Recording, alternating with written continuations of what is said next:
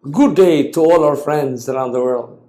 Sa ating mga kaibigan, sa iba't ibang dako, sa iba't ibang bansa ngayon sa buong mundo.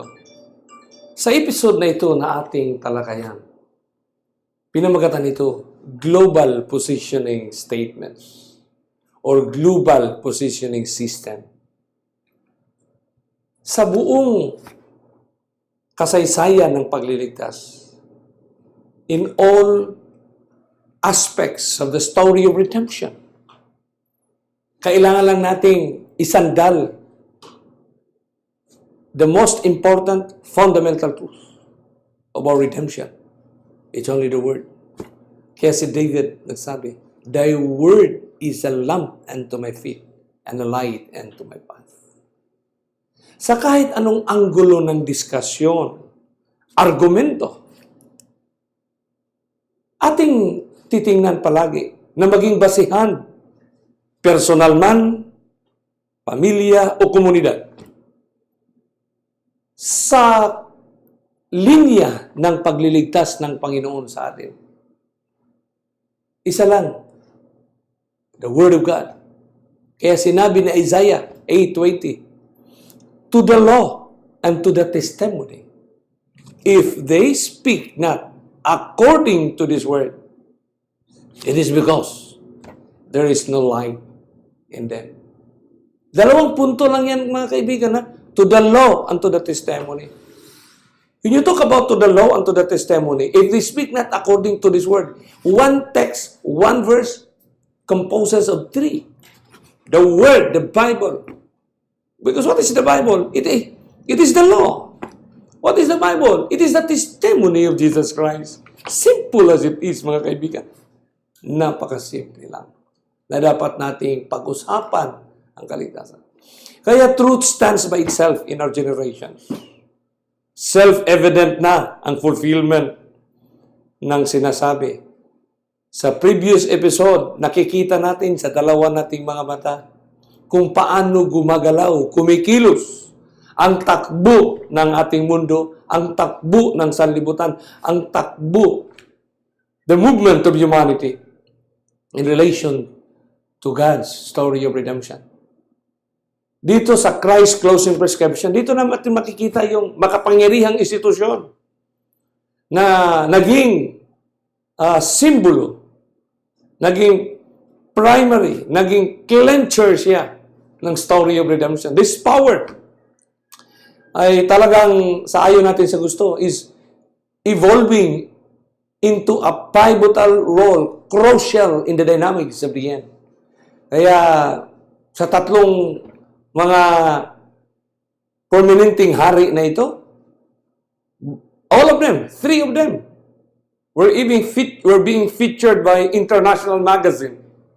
Man of the Year, Man of the Year, Man of the Century, Man of the Millennium.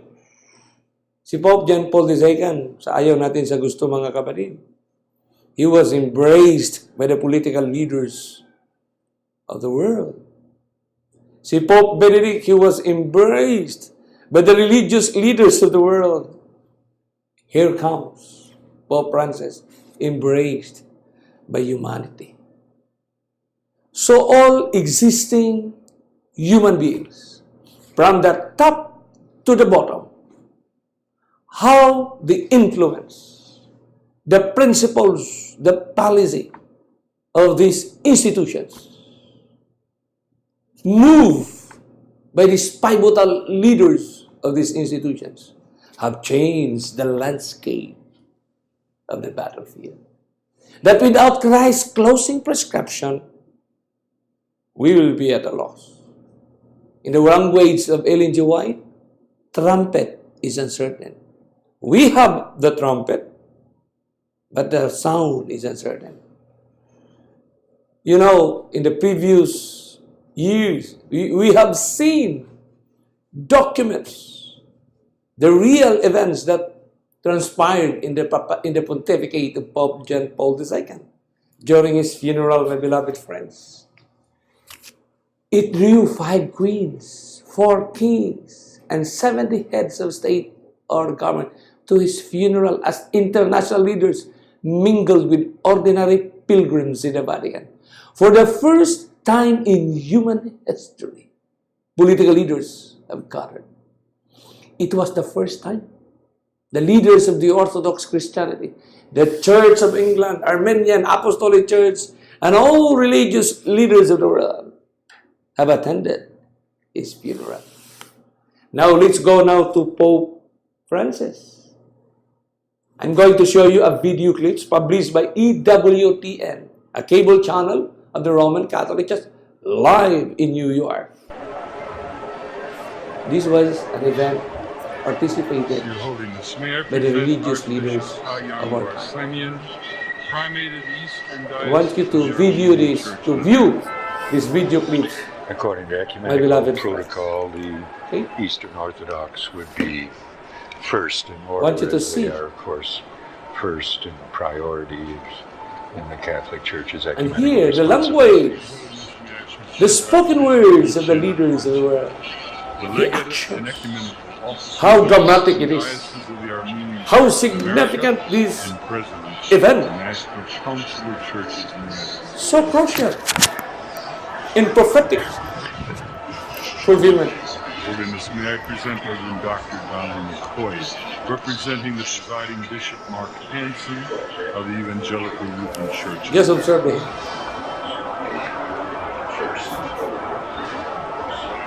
Holiness, may I present Bishop Jeremiah J. Park, A Bishop of the New gesture York of Annual Conference of the United love Methodist and Church. cooperation.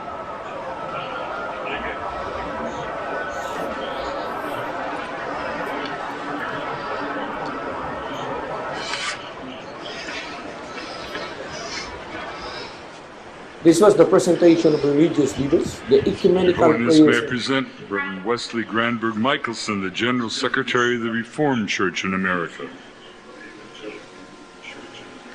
Evangelical churches.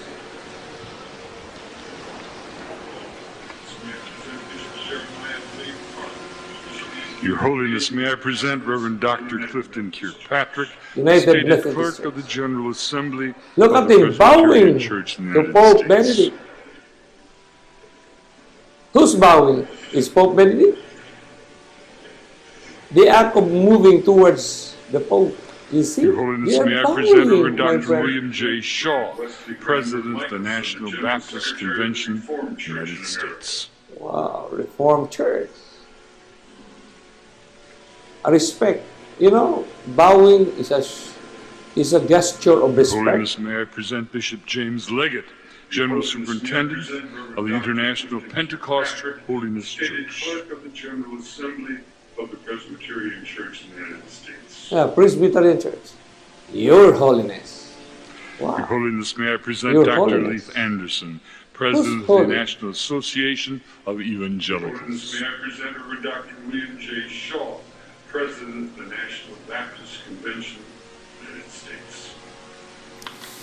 Dito natin Your makikita, Holiness, may I maramdaman mga present kaibigan. Bishop David Scholars, H. Benke, President of the Illudians Atlantic of our District time. of the Lutheran Church, Missouri Synod. Let us contemplate James Leggett, General Superintendent of the International so we can be a part of the conversation in this movement.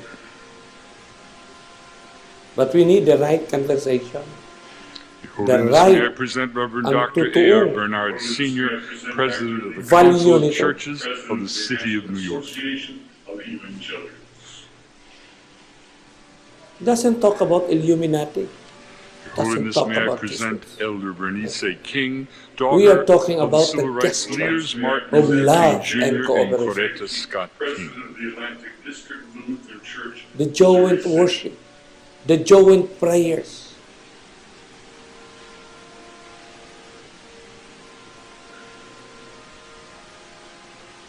Your Holiness, may I Makikita present niyo, mga Reverend Jimmy kaibigan. Song Jilim, Executive Director of the Council of Churches of the City of New York. Of the City of New York. Ganito yung kapatid. Para maintindihan natin at Your makikita Holiness, kung may I paano present the sa Right lugar Reverend ng Mark Sisk, Bishop of the Episcopal Bishop Diocese of New Cross. York. Civil rights leaders Martin Luther King Jr. and Coretta Scott King.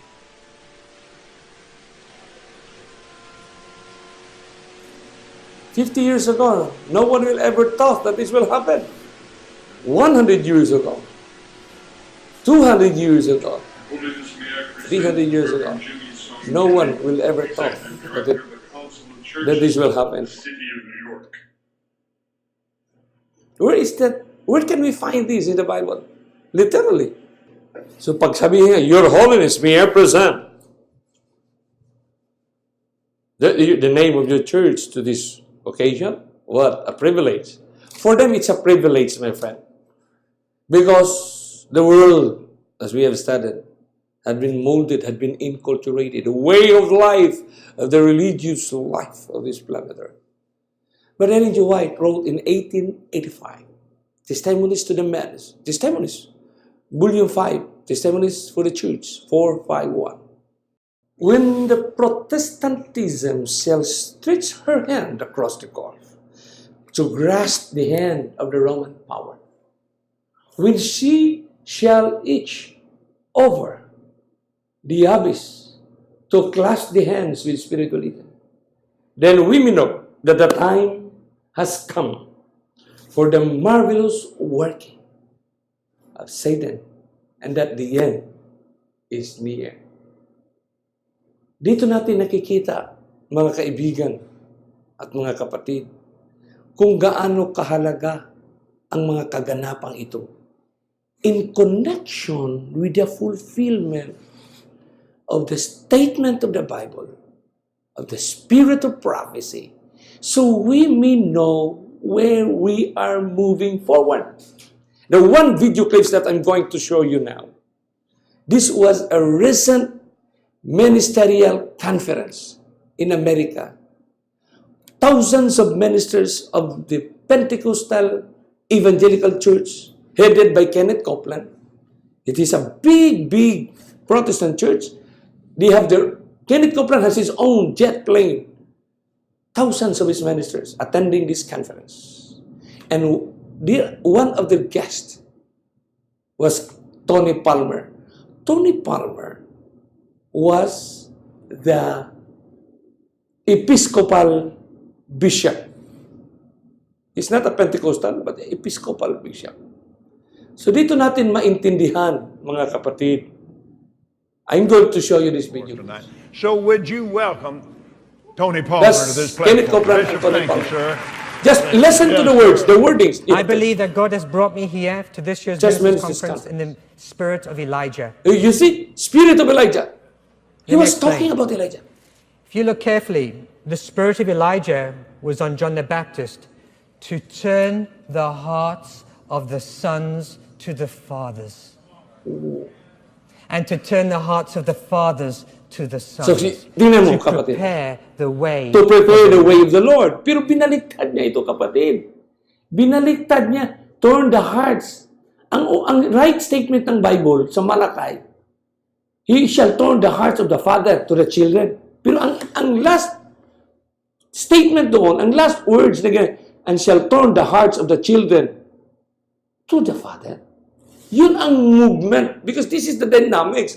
Now, this prophetic statements of Malachi is talking about the father to the children, how the father will play a role of training children, evangelizing children, or giving children the right path for that redemption purposes.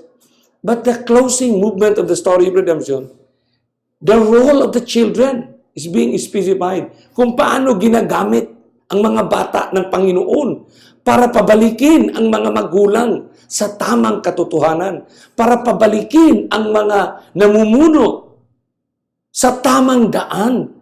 Kasi ito ay isang prophetic injunction na makikita natin kung paano ang ending na instead, the fathers, the leaders will show the way, ay nagkaroon ng movement ng kakaiba. Kaya dito natin makikita na sa political leaders, maraming corruptions. Sa religious leaders, maraming mga issues. Anong papel ng mga membro? Anong papel ng mga anak? So itong mga anak na ito, the children will turn the hearts of the father to God. When you talk about turning the hearts, it's always turning to God for our redemption. He shall turn the hearts of the father to the children, and the hearts of the children to the father. God is instructing us how the children will make a rule, special rule, in making parents realize, in making leaders realize how we need to be in the right directions. So dito natin makikita, mga kapatid, na pakinggan po natin. And we know that prophecy always has a double fulfillment. And we know that Elijah will come before the second coming as well. And I've understood that the spirit of Elijah is the spirit You see, of second coming, we talk about reconciliation. second coming. We know that the first 1,000 years there was one church, it was called the Catholic Church. And the word Catholic means universal, it doesn't mean Roman. Catholic means, if you're born again, raise your hand if you're born again. You're a Catholic. You see? Take back, redeem what belongs to you. We are Catholics. And then there was the split at the end of the first millennium. We had the Orthodox, East and West, 2 churches. Then 500 years later, we have Luther and his protest. 3 churches in 1,500 years. 3 denominations, not 3 churches. And then, from Luther's protest onwards, 33,000 new denominations. I've come to understand that diversity is divine. It's division that's diabolical. Let's suppose this one statement, my friend.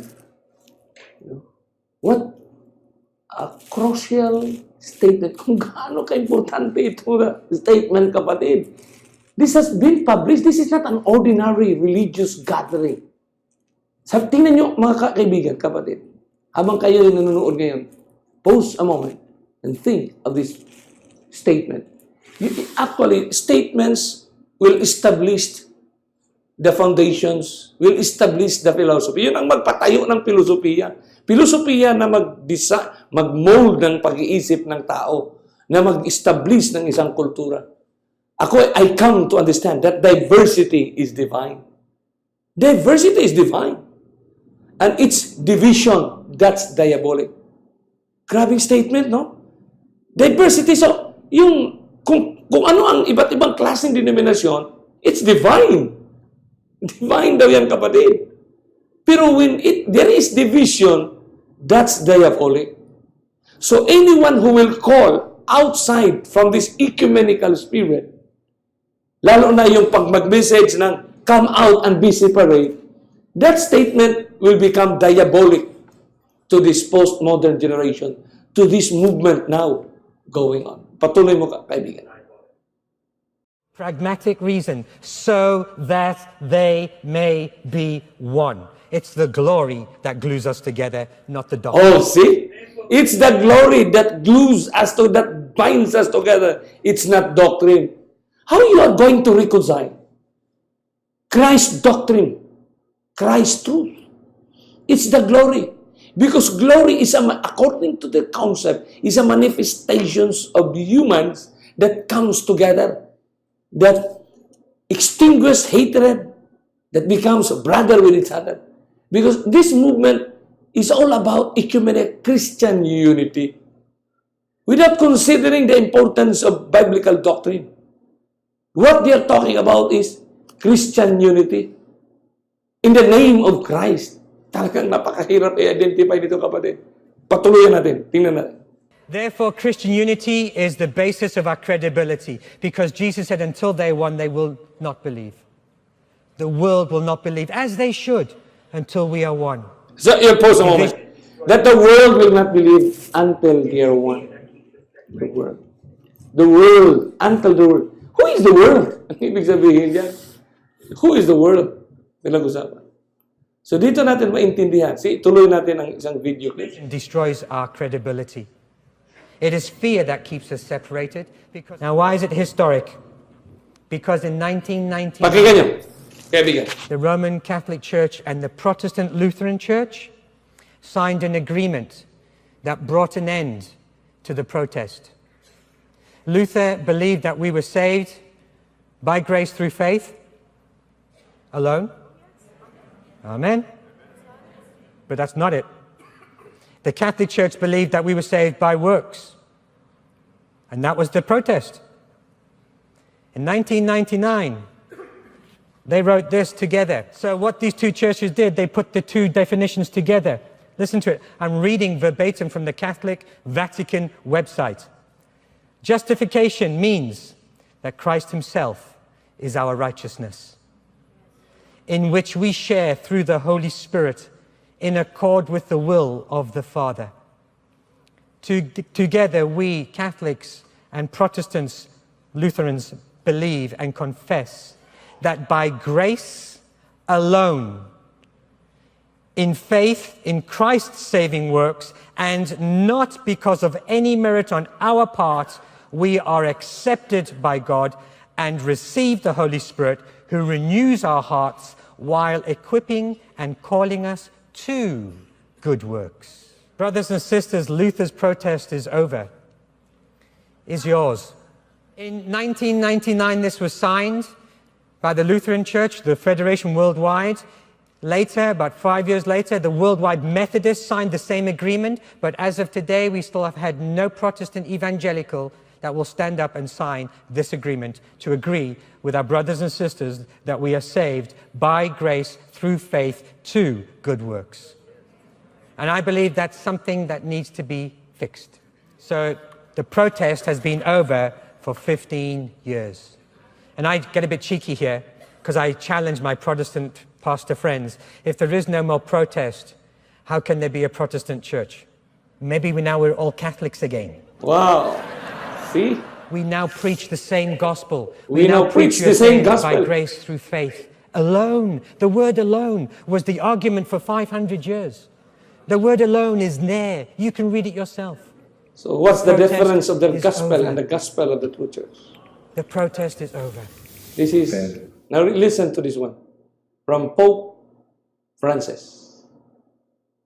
A challenge that was brought by Tony Palmer through an iPhone and recorded. Lasciarmi parlare la lingua del cuore.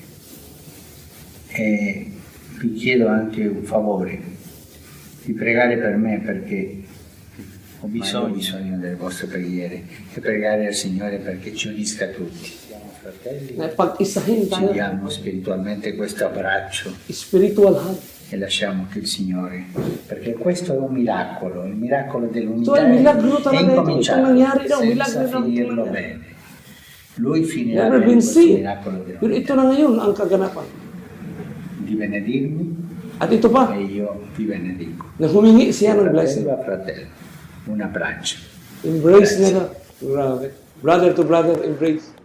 Tony, Listen to Kenneth Copeland, ang reaction niya sa video na pinadala ni I Pope want you to Francis. video a message back. Pinawag niya si Tony Palmer. Come up here Bring your phone and and come let's here do it this way so he can and see take a the video. congregation.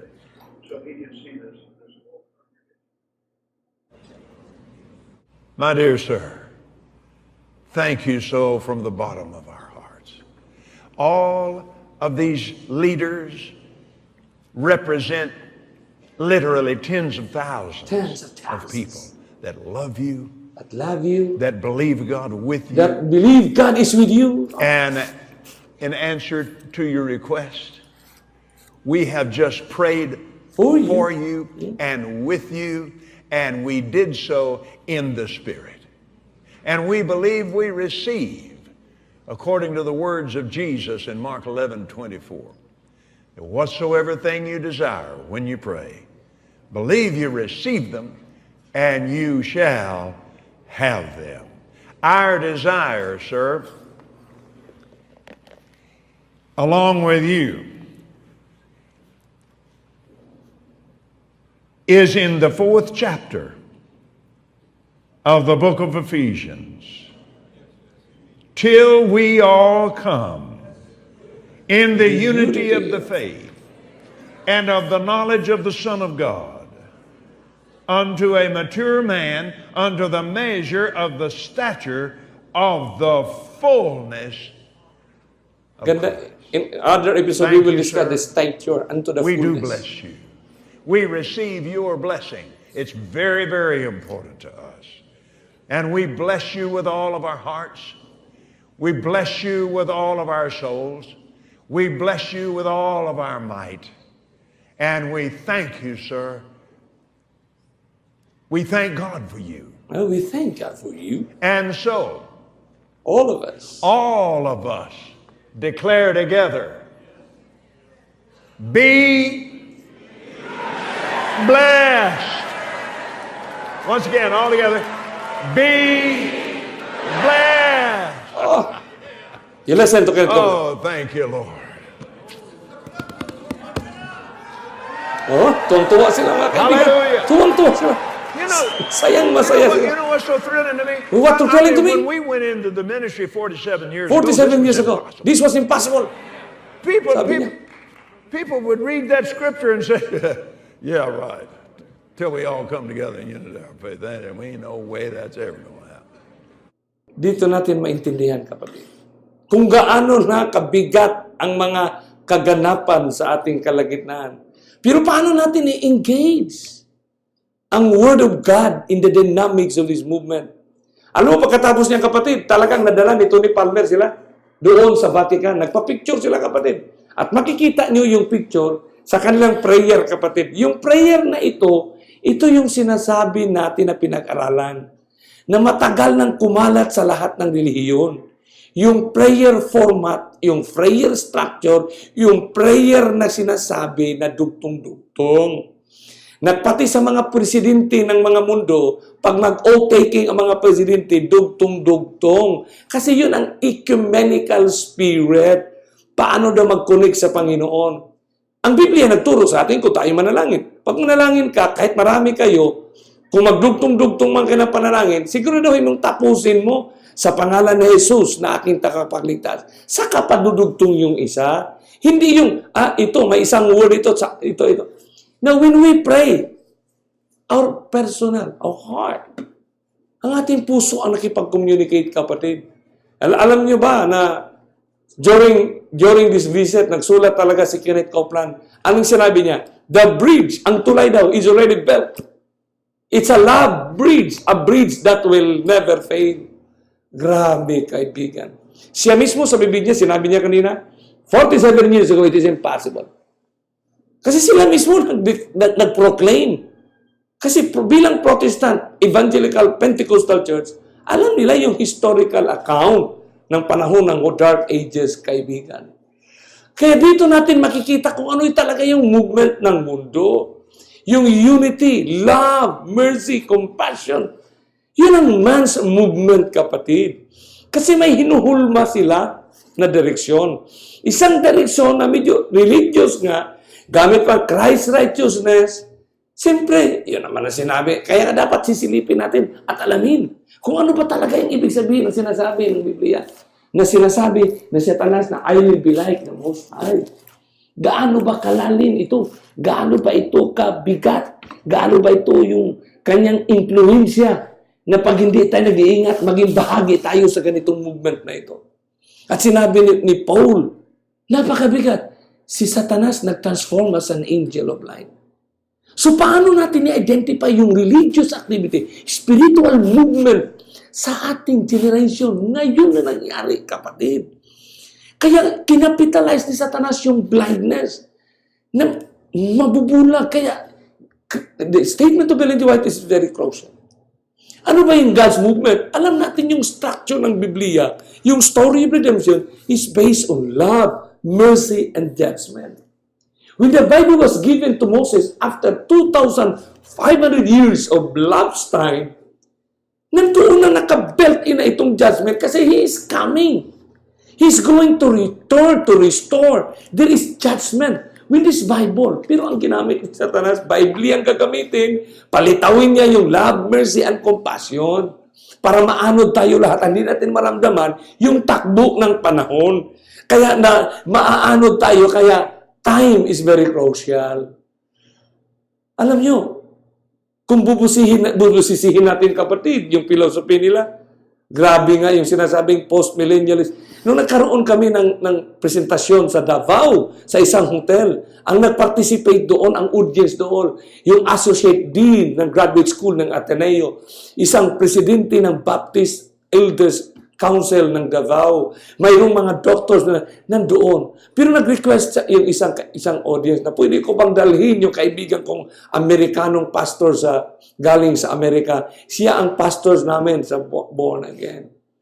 Alam niyo, kapatid, after my presentation, nag-interrupt agad siya, I beg to disagree. Christ is already here. Kasi ang ating mensahe ay parating si Kristo. Sa kanila, dumating na si Kristo. Kaya nga nagkakaisa na daw ang lahat ng relihiyon. Kasi ang direksyon nila kakaiba, kapatid. So napakaralan niya natin yan sa previous presentation. Kaya gusto ko lang balikan at pwede natin titingnan muli at muni-munihin yung napakasimpleng teksto lang sa Biblia, John 3:16. Na napakahinaw dyan, kapatid. For God so loved the world, that's love, that He gave, mercy. Mercy is a token that is being provided by the Creator, that He gave His only begotten Son, that whosoever believeth in Him, now here is now, that whosoever believeth in Him should not perish. But the question is, for those who will not believe Him, what will happen to them? They will perish. So there is an element of judgment in the biblical story of redemption. But Satan uses the Bible to extinguish the essence and the importance of judgment, my friend.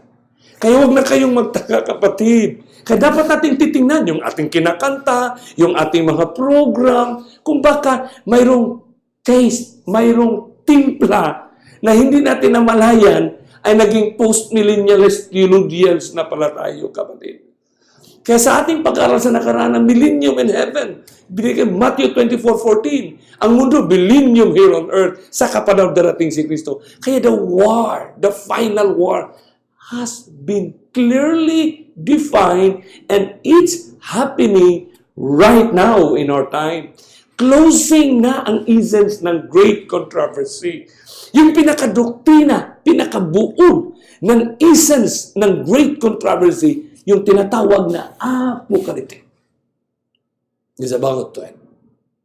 So my beloved friends, patuloy natin titingnan ngayon sa ating pag-aaral. Patuloy nating titingnan, busisihin, kasi yung movement ng mundo, yung millennium here on earth, ay nagsasabi tungkol sa peace and prosperity, safe and safety. Pero sinabi ng Biblia, 1 Thessalonians 5:3, when they shall say peace and safety, sudden destruction cometh. Kaya ang pag sinabi ng gospel of the Christ coming and His kingdom, talagang salungat siya kasi 1,000 years pa saka pa darating si Kristo. Pero sa atin, ang ating sinasabi, darating na si Kristo, 1,000 years, nandoon tayo sa langit, mga kapatid. So yung gospel of peace and security, na ito ngayon ang dinadaluyan ng lahat ng programa, aktibidades ng mundo. Kaya mayroong mga pagtulong-tulong, unity, peace, and prosperity, love, cooperation, and compassion.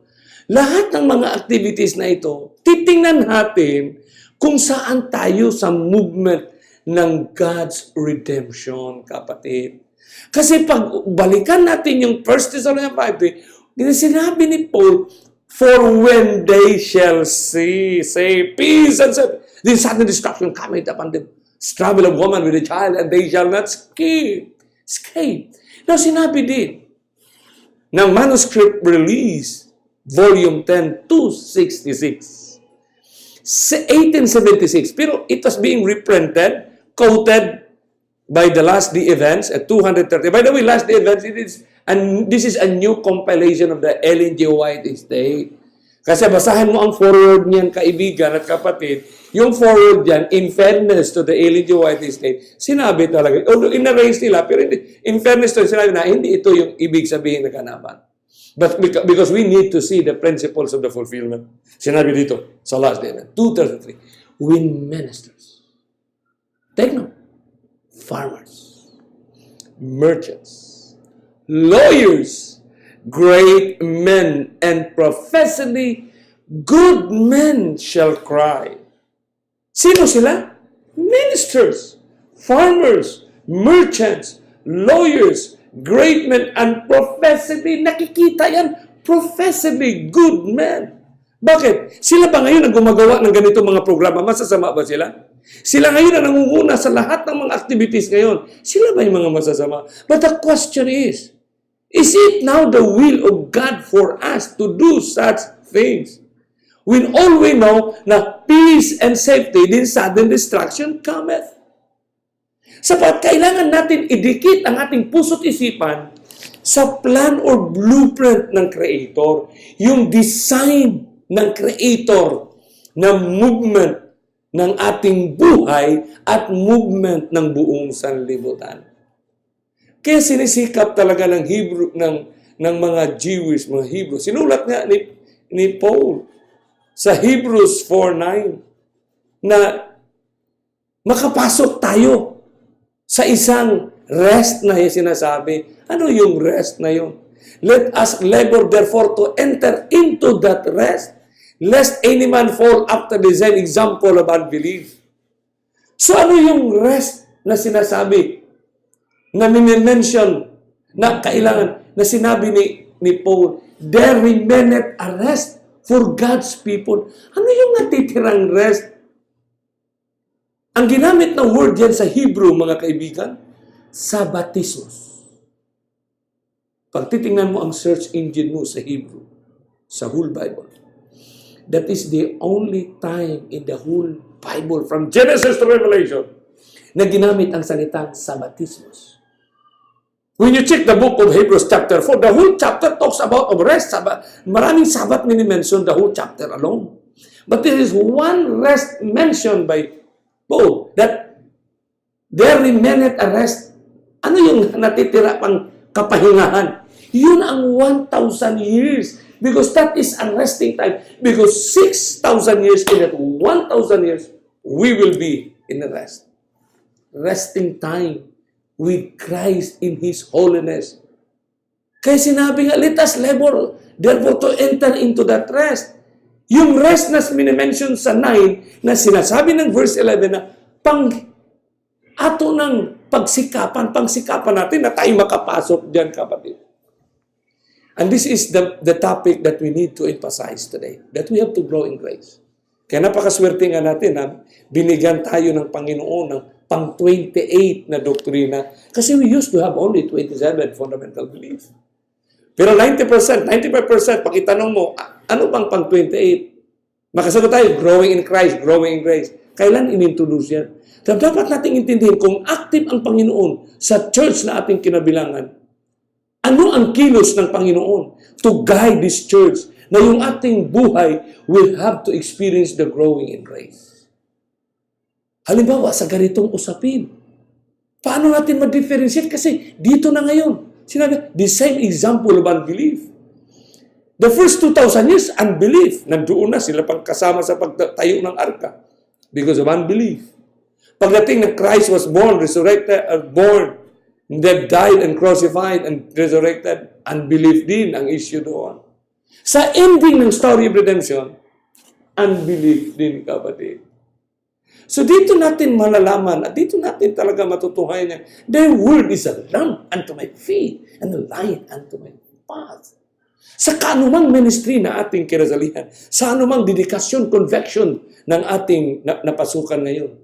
Kung ano man ang gawain, either you are in a full-time into that ministry, either you are in a part-time, but anyone among God's people, ang sinasabi lang ng Biblia, to the law and to the testimony. Ano yung testimony ni Jesus na buhay na testimonya niya? Na dito tayo naglalakad sa testimonya na yan. Kaya minsan, pag titingnan natin yung what makes great controversy great? Ulit-ulit natin pag-aralan, what makes great controversy great? Kasi very, very popular sa atin, yung great controversy. But what makes great controversy great? Paano natin titingnan yung 10 Commandments? Kasi yun ang pride ng Jewish tribe. Yun ang kanilang pinangawakan. Sa 10 Commandments lang nila, kapatid. Ilang beses, ilang ulit-ulit nila yan. Minamagnify ang kanilang 10 Commandments. Pero alam niyo ba, kapatid, yung 10 Commandments na yan, if that is the greatest asset of the Jewish congregation, that was also their greatest liability. To us who claim to be the followers of the 10 Commandments. Kasi ang ating nakasanayan, kasi nang iniisip, na kami 10, sila siyam. Kasi pinipoint-point agad natin yung isa doon. Yung isa dyan sa Ten Commandments. 9 sila, kami 10. So kami ang tama. Kami talaga. Pero naisipan niyo ba, kaibigan at kapatid? Bakit na-destroy ang mga Hudiyo? The Israelites were destroyed. Their temple were destroyed. Were they violators of the Sabbath? What were their violations? Kailangan natin may pag-isipan yan, kapatid. Kasi minsan napag-isipan, ano lang tayo, we are only considering on the surface, but deep within. So yung 10 Commandments na yan, paano natin titingnan kung ano man how do we engage other religious organizations? Paano tayo makakonect? Are we part of the conversation? Kung ang Biblia binigay ng Panginoon kay Moses, 2,500 taon na ang nakalipas. At si Moses pa ang binigyan ng 10 Commandments. Kung si Moses 2,500 before, dineclare na ng Panginoon sa Genesis yung redemption niya. Yung redemption act niya. Ano ang ibig sabihin? With these 10 Commandments, ano ang significant value ng 10 Commandments? In the whole span of the story of redemption. Ano bang kalagahan ng 10 Commandments sa ending ng story of redemption? Nakafocus lang ba tayo sa 4th? Nakafocus lang ba tayo sa 3rd? Sa 5th? Ano ang ibig sabihin ng 10 Commandments in relation to the second coming of Christ? Ano ang significant value ng the whole 10? At bakit inarrange ng Panginoon ang 10 Commandments sa kanyang pagka-arrange? 1 to 10. May kahalagahan ba ang 8, 9, and 10? May kahalagahan ba yung arrangement na yan? Sapagkat ang reflection ng karakter ng Panginoon ay nasa 10 Commandments. Kung ang reflection ng humanity ay nasa 10 Commandments din, paano natin ipaliwanag? Na hindi lang nakasalalay sa 4th Commandment. Kasi halos lahat ng reliyon mayroon na ding 4th Commandment. May Saturday keeping na rin sila. Which was started on 1999. The World Sabbath of Reconciliations. So mga kaibigan, tingnan lang natin sa ating episode na ito. Kasi sa ibang episode natin, tatalakayin yan.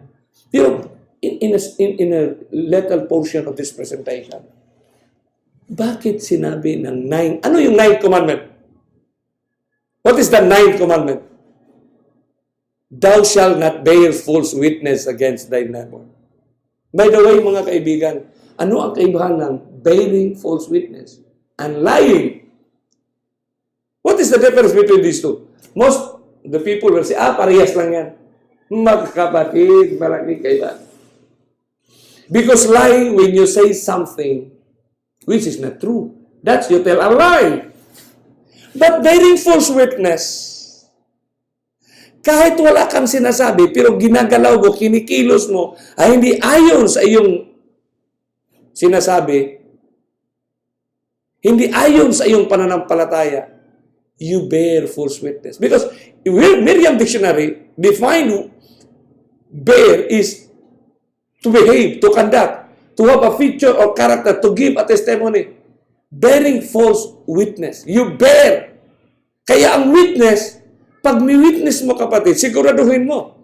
Kasi kahit sa ating kaso, sa Senate hearing o sa korte, if you will stand as a witness, siguraduhin mo, nandiyoon ka sa pagkaganapan.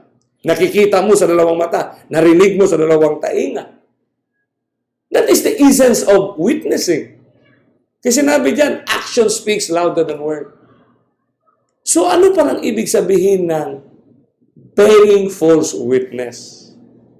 So pinaproclaim natin na ang Panginoon ay darating na, malapit ng darating.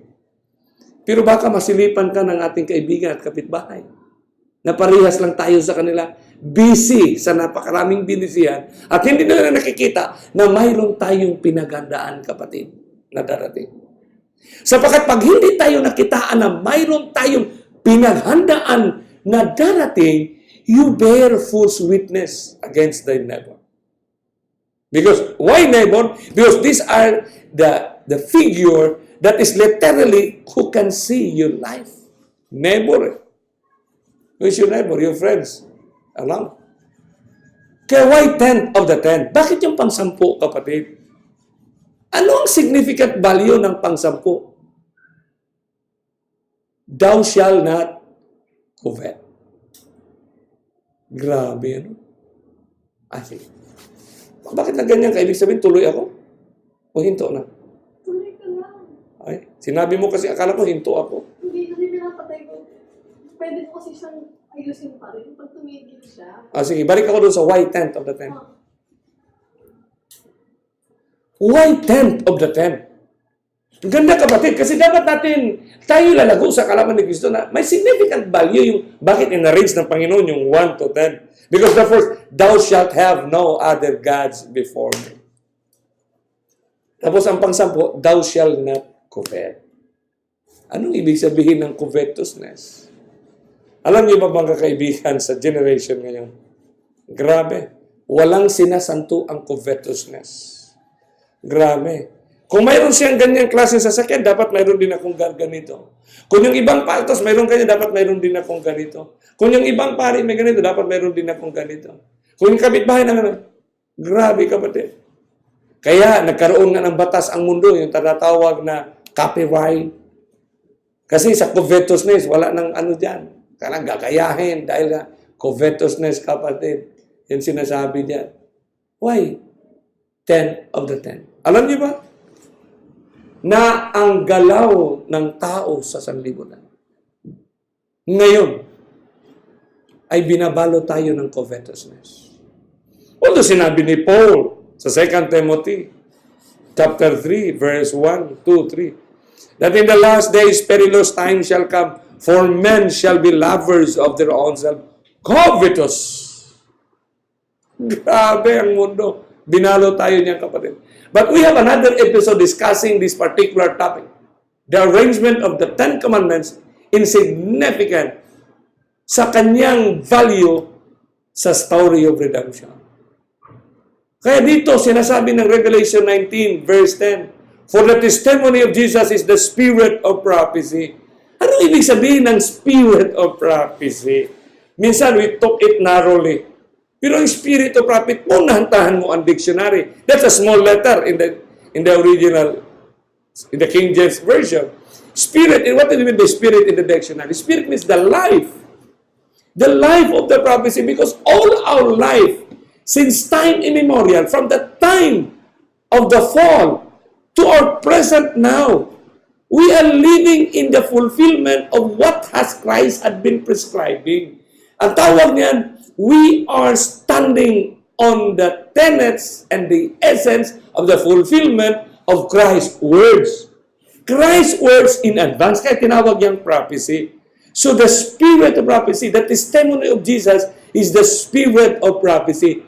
Yung kanyang sinasabi, binibigkas niya, yun ang buhay ng propesya. Because every segment, every point of life, we are running in the movement of this prophetic, of Christ's prophetic words. Prophecy in advance. So, we have another episode with this one.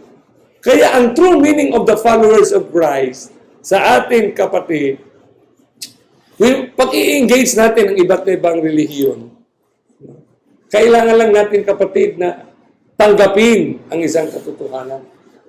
Na ang mga pangalan ng relihiyon ay may value yan sa mga anak ng Diyos. Being the true followers of Christ, may value bilang Jehovah's Witness. Kasi ang totoo naman talaga, we are a witness of what Jehovah have said. Pag sinabing Church of Christ, totoo naman talaga na si Kristo ay nagtatag ng iglesia. Pag sinabi na universal ang redemption, universal ang proclamation, kaya tayo ay Catholic, kasi Catholic means universal.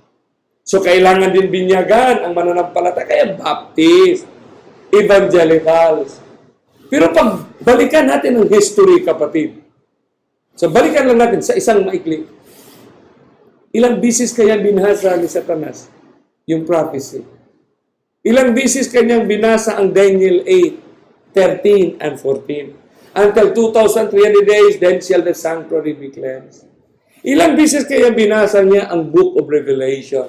Ang chapter 10, ang chapter 9. Kailan kaya niya naisip? Matagal na.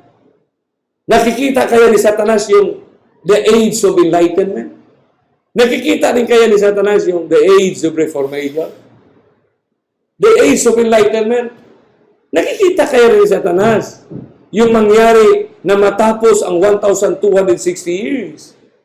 Na magkaroon din ng 1844, yung age of enlightenment. Na nakikita din kaya niyan ang mga iba't ibang relihiyon ay magkaroon ng mga zealousness of establishing their faith. Of course. Nakabasa niya ang Biblia. Many times, 1,000 times, you read the Bible. So siya mismo nakakaalam, kapatid. So paano niya inuto ang lahat ng relihiyon? Ang mga relihiyon naman, sa panahon ng 19th century, sige, tayo. At tayo gagawa ng doktrina at tayo na ang totoong anak ng Diyos. So we establish doctrine to show to the world that we are the true church. Baptist, Jehovah's Witness, Pentecostal, sa mga later generation, Iglesia ni Cristo, dating daan. Pero yung mga Methodist, yung mga the pioneers of the Baptist, mga evangelicals, Pentecostal churches, we tried on time and in time, trying to showcase the doctrine that we have, na ito ang totoong iglesia. Nakalimutan natin na we need to proclaim Christ so that people will see His church. Christ must be proclaimed. Pero ang nangyari sa 19th century, we tried to showcase our doctrine, the church doctrine, so people can see Christ. Nagbaliktad tuloy, kapatid. We need to show Christ's doctrine, Christ's teaching, so people, the unbelievers, will see His church. Binaliktad ka ba? Nauto-uto lahat ng mga enthusiasts of religious persuasion. Kaya at this point of time, kailangan malinaw ito. We need to present Christ first to the world. The teachings of Christ, the doctrine of Christ, so the unbelievers can see His church. Because church means those who believe and who followed Him. So pag nakikita sila ng mga tao na sumusunod sa turo, doktrina ni Kristo, makikita nila yung iglesia because that is the living church. Na kailangan natin ng paradigm shifting, kaibigan. Kaya sa mga tunay na sumusunod kay Kristo, talagang Jehovah's Witness. Ang Jehovah's Witness talagang sumusunod yan kay Jehovah. Pag sumusunod ka kay Jehovah, so one time a friend come to me, visit sila sa bahay. Gulat sila, bakit? Binigyan ko ng pagkain, in-entertain ko sila. Every Thursday, nag-iikot-ikot. Pagdating, nagtanong sila, bakit? Sir, ang bait mo, sir. Anong relihiyon mo? Alam ko, Jehovah's Witness. Sabi ko, I'm a Jehovah's Witness. Tuwang-tuwa sila, saan kingdom pool ka nag-attend? Sabi ko, yung kingdom pool na yan. Wala kami kingdom pool dito. I showed them the church. Then I talk to them, please read to me that about Jehovah. You allow them to read their own Bible. Huwag mong i-engage sa debate. Allow them to read the Bible. Kasi pag binasa nila ang Biblia sa Genesis, si Jehovah ang maglalatang. So sa paglalang niya, kailangan natin i-witness ang kanyang kapangyarihan. I-witness natin kung ano ang sinasabi niya. At sinabi ni Jehovah, sa 6 na araw ginawa niya. Sa pang-7 araw, you allow them to read it. Then you can engage the Bible to them. So ang tanong, ang Seventh-day Adventist nasa Bible ba? Yun ang katanungan. Minsan iniiwasan natin yan. Nasa Biblia ba ang Seventh-day Adventist? The essence, the principles of it. Of course, it's in the Bible. Saan natin mababasa yan? Sa Genesis, kapatid. Isipin mo sa Genesis, sinabi Genesis 2:2, nandoon na ang 7th day. Isipin mo, hindi pa nagkasala ang tao, nandoon na ang 7th day. Sabagat ang 7th day is an eternal life. And on the 7th day, God ended His work, which He has made, and He rested on the 7th day from all His work, which He had made, and He blessed and sanctified it. Yun ang palatandaan. Pero yung Adventist, kapatid, in the last book ng Bible ng Christians, all of us, ang last chapter of the last book, 3 times inulit niya yan. In which he testified these things. Surely I come quickly. I come quickly. He's coming. And I come quickly, it means in one word, that's 2 words. I and come. 3 times inulit yan sa last chapter. Sapagkat ang ibig sabihin ng I come, Advent yun. Christ coming. Advent. In other words, the whole Bible talks about the seventh day and the Adventist. So, ang Seventh-day Adventist, kung tayo'y tunay na mananampalataya, tayo ay Jehovah's Witness. I-witness tayo. Iglesia tayo ni Kristo. Dating daan, sapagkat matagal nang sinabi, dati na yan sinasabi. Ang tamang daan, yun ang nilakaran ng mga Jehovah's Witness, na mga tunay. Na naglalakad sila patungo sa pagsalubong sa Panginoon kasi darating ang Panginoon. So tayo ngayon, bakit nagbinyag? Baptist, we baptize because who believe in Christ. Gaya ng example ni Jesus Christ. Kaya mga kaibigan at mga kapatid, sinabi talaga ni Kristo, I am the way, the truth, and the life. The definite article. What is the way of Christ? What is the truth of Christ? And what is the life of Christ that we must witness? Ano ba yung dapat natin is daan na yan? Kaya kaaway, kapatid-kapatid, simple lang gagawin niya. I-claim rin niya, I have a way. Kaya nga, angel of light siya. Gagayahin din niya.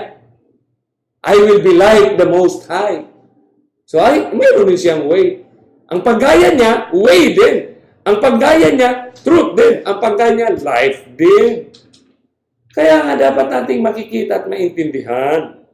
Nandito tayo sa isang gera. Pag hindi mo alam ang gera na ating pinasukan, we are in a war.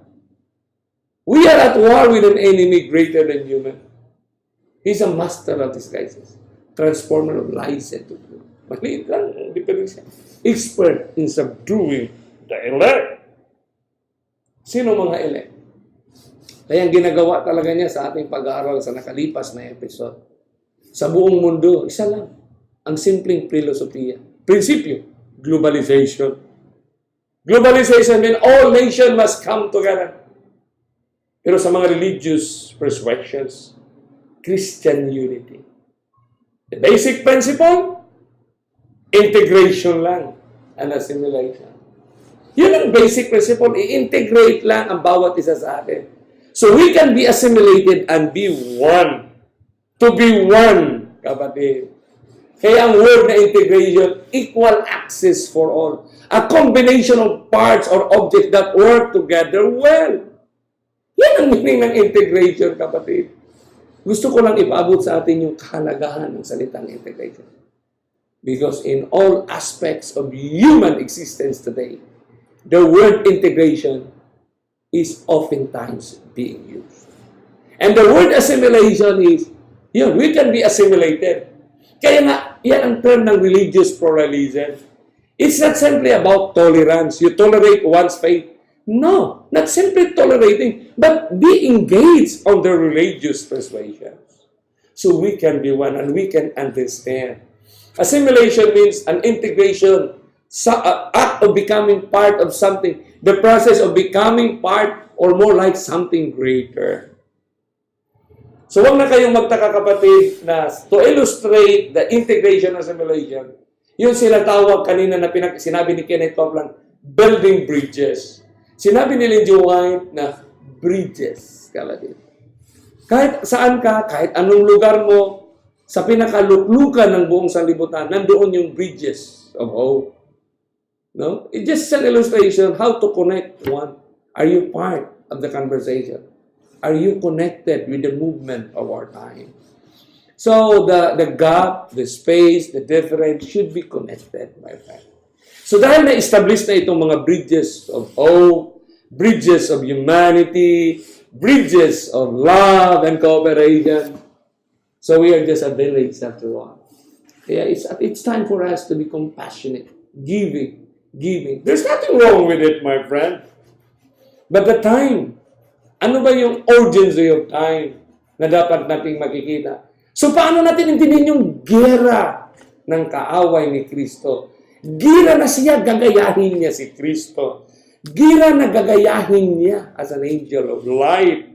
Grabe, kapatid. Yung panggagaya na gawin niya. And it affects our mind, the way we choose today. Kaya ang term niyan, the common sharing, the common goal, the common end, the common message. Kaya dapat nating maintindihan. During the time of Pope John Paul, sinulat siya ng kanyang encyclical. The new name of peace is development. Paano masabihin na kay Satanas yun? Na napakaganda niya. Peace? Who is Christ? The Prince of Peace. Kaya spiritual development, social development, cultural development, physical development, economic development, yun ang mantra. Yun ang pinaka-dynamics na ginagawa ng lahat ng relihiyon ngayon. Development.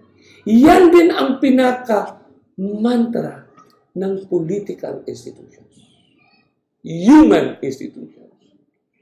Kaya sinabi talaga ng My Life, page 77, Christ did not for an instant seek to purchase peace by a betrayal of sin.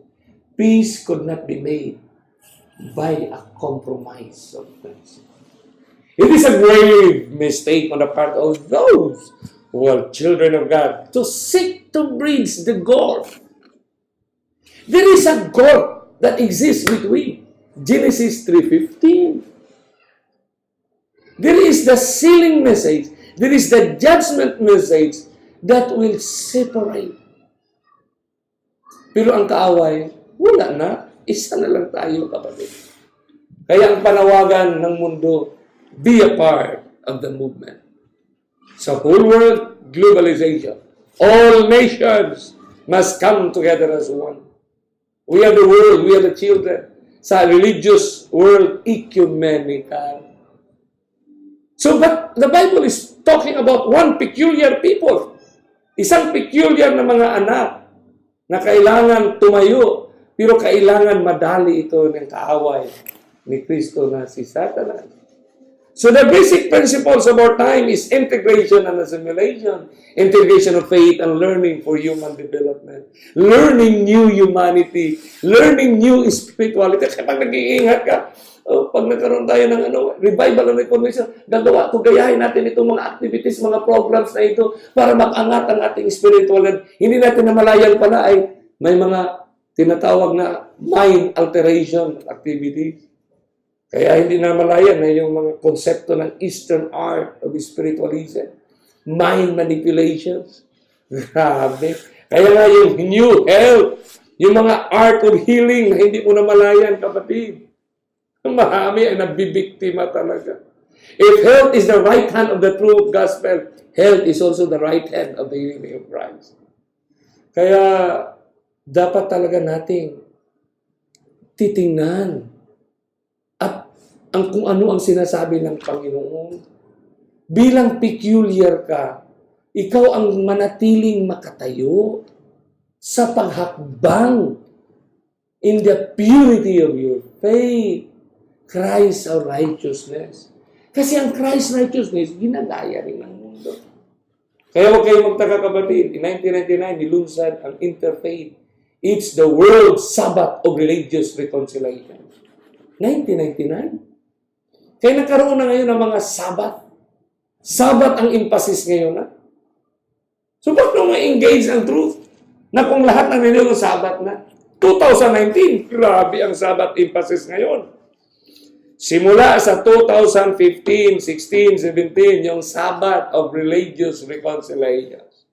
Huwag na kayong magtaka. Halos lahat ng reliyon, may Saturday worship na rin sila. Yan, no? Ebidensya. Puntahan mo lang, kapatid. You just go to the website of the World Sabbath of Religious Reconciliations. So the principle of delusions is very hard to resist. Kasi kunti lang eh. Kaya ang meaning ng compromise, confusion. Kaya ang equated siya as Babylon.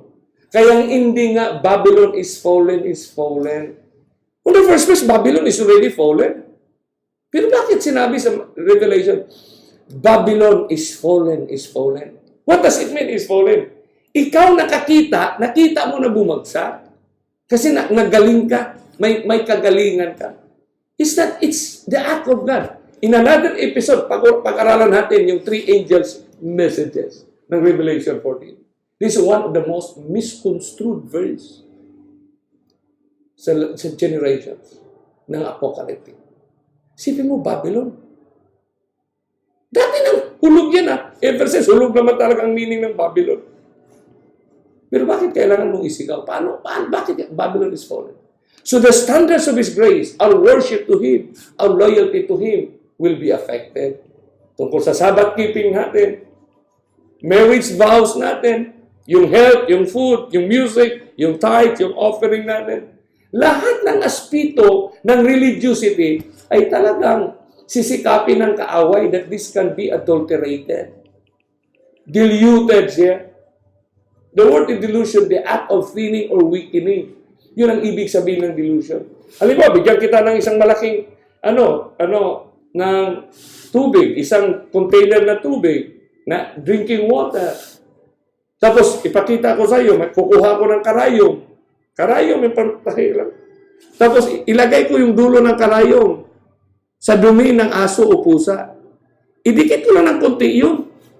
Tapos, kahit nakadikit lang ng konti lang, just a point, a pencil point lang, a needle point lang ang nakadikit. Tapos ipakita ko sa iyo, ilagay ko sa tubig, sa galon ng water, container ng drinking water, tapos iikot ko yan sa tubig. Sa tingin mo, inumin mo yan? Inumin mo kaya yun? Hindi kapatid. Because that's a part of delusions. Pero ang mundo kapatid, hindi natin maramdaman yan. Kaya ang tanong natin ngayon, how can one truly witness if his or her message is not the gospel of the right time? Ano ba yung gospel of the right time? Kasi ang mundo may gospel sila The world has its own gospel. Gospel that has a semblance of the Word of God. They talk about Christ's righteousness. Kaya nga nag-join ang definition nila ng salvation, justification, about faith. How can one truly witness if his or her message is not the gospel of the right time? What will be the result? The result, we will be deluded by a time. Madilude tayo sa isang panahon. A time to be excited of a new level of experiences. Kaya na-excited tayo sa mga bagong experience sa ating generation sa syudad. And new opportunities to be a part of new forms and methods of prayer and worship. Excited tayo. Kaya sinabi talaga ng great controversy. No? Emotionalism. Na-excite tayo sa new challenges of the new world. Na-challenge tayo sa napakagandang opportunity to preach the gospel. But I tell you, 175 years na, God has called you out church. God has been in this church for the past 175 years. Huwag naman natin i-underestimate yung langit na gumamit sa iyo at sa atin sa proclamation. Kapatid. Kaya dapat natin intindihin. May sinasabi nga dito is a great controversy, 463, paragraph 4. Popular revivals are too often carried by appeals to the imaginations. When you talk about the mind, yung transcendental meditation, mind manipulation, grabe. By exciting the emotion, mag-iiyakan yan. Mga camp meetings nag-iyakan, youth gathering mag-iyakan. When you talk about camp meetings, almost all churches around the world, all religions in the world, by gratifying, kasi global ang dynamics nito. Global na pati ang mga anak ng Diyos ay maging bahagi nito. Kaya dapat nating intindihin, kapatid, yung global dynamics ng fulfillment ng prophecy. By gratifying the love of what is new and startling. What do you mean by word startling? What is new and startling? Grabe, kapatid. Ito talaga ang nangyari, kapatid. It takes a lot of prayer from us. The healing, kaya nga blindness, kinapitalize ni Satanas. Alam mo, sa spiritualism, sinabi talaga sa Great Controversy.